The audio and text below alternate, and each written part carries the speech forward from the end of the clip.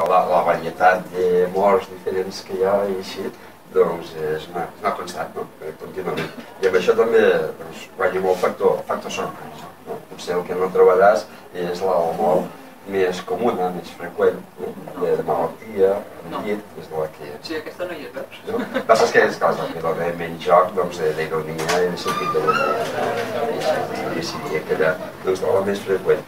El tema de la mort sí que és molt freqüent en tota la història de la literatura. És dels temes més tractats. El que passa és que potser som una societat que sí que el deixa més de banda que altres temps o d'altres no.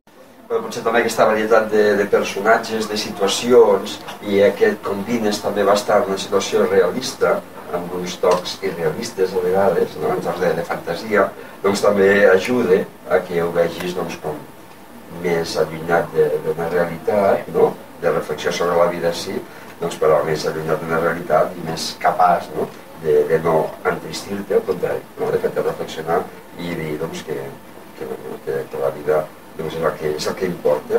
Un nen assassí, que també m'ha sorprès. Perquè els nens sempre els planteixen com molt innocents, incapaços de matar, cosa que tampoc no és.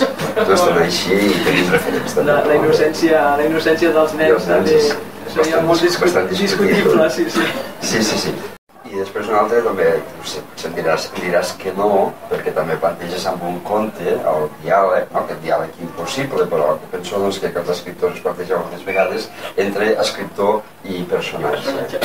Això potser dels primers que ho fa, no sé si el primer, és l'Unamuno, amb Niebla, no sé si la tenies en ment o no. No la tenia en ment, però molt bé, aniré prenent nota de tot.